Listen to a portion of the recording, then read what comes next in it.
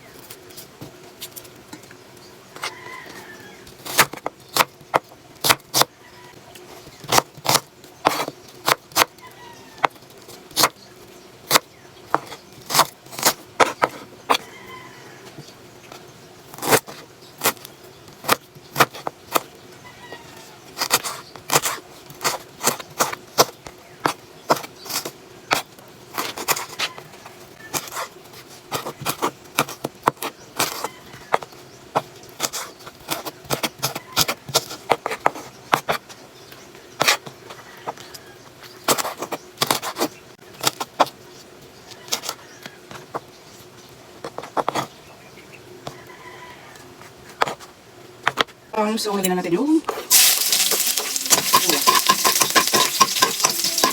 hindi nakita. Malapin yung aking sibuyas.